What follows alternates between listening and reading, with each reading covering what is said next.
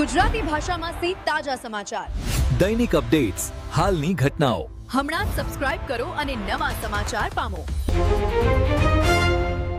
થરાદમાં શિવનગરની મહિલાઓનો દારૂ સામે ઉગ્ર વિરોધ, પોલીસ સ્ટેશનમાં રજૂઆત, કડક કાર્યવાહીની માંગ. શિવનગર વિસ્તારમાં દારૂના વધતા ખુલ્લા વેચાણને લઈ મહિલાઓએ ભારે આક્રોશ વ્યક્ત કર્યો છે. સ્થાનિક સ્વરાજની ચૂંટણીના માહોલ વચ્ચે વોર્ડ નંબર 1 અને 5ની મહિલાઓ મોટી સંખ્યામાં એકત્રિત થઈ સીધી પોલીસ સ્ટેશન પહોંચી અને દારૂના ગેરકાયદેસર વેચાણ સામે તાત્કાલિક કડક કાર્યવાહી કરવાની માંગ સાથે આવેદનપત્ર પાઠવ્યું હતું. મહિલાઓએ આક્ષેપ કર્યો કે વિસ્તારમાં દેશી તથા વિદેશી દારૂ સરળતાથી ઉપલબ્ધ થઈ રહ્યો છે, જે કારણે યુવાનો નશાની લત તરફ વળી રહ્યા છે અને પરિવારમાં અશાંતિ તથા ઝઘડાનું પ્રમાણ વધ્યું છે. મહિલાઓએ તંત્રની નિષ્ફળતા પર પણ પ્રશ્નો ઉઠાવ્યા હતા.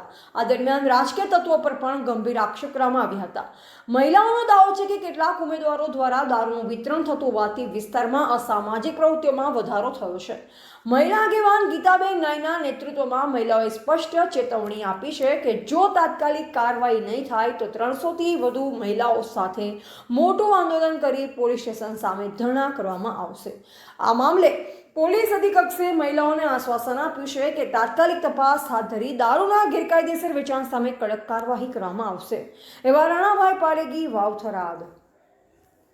બેન નાઈ, આજે અમે વોર્ડ નંબર 1ના 4 ઉમેદવારો, વોર્ડ નંબર 5ના ઉમેદવારો અહીંયા એસપી સાહેબને રજૂઆત કરવા માટે આવ્યા હતા. આવેદનપત્ર આપ્યું છે કે ખુલ્લેઆમ પાણીની જેમ શિવનગરમાં અત્યારે દારૂ વેચાઈ રહ્યો છે. વચ્ચે મહિનો 2 મહિના શાંત થયું હતું, પણ હવે જે ચૂંટણી આવી છે, જે ભાજપના ઉમેદવારો છે એ ખુલ્લેઆમ ઘરો ઘર જાય અને દારૂનું વિતરણ કરી રહ્યા છે. આજે અમે એસપી સાહેબે ખૂબ સારી રીતે અમને સાંભળ્યા છે અને આશ્વાસન આપ્યું છે અને બહુ ધરી આપી છે કે તાત્કાલિક ધોરણે બેન અમારી અમે ટીમ મૂકીએ છીએ અને જ્યાં પણ તમારા જે પ્રશ્ન છે એ અમે હલ કરીશું.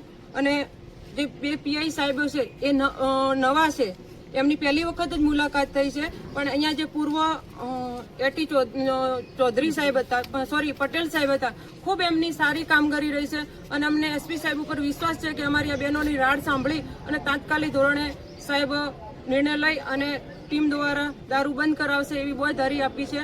અને આ જો નહીં થાય તો અમને આજે જિજ્ઞેશભાઈ મેવાણી સાહેબ બહેનોને કહીને ગયા છે, વચન આપીને ગયા છે કે 29 તારીખે બુધવારે તમે આ પૂરી શિવનગરની બહેનો અને હું વચન આપીને જાઉં છું કે તમે એક વખત સાહેબને મળો અને સાહેબ જો તમારો પ્રશ્ન સોલ્વ કરશે તો બરોબર છે.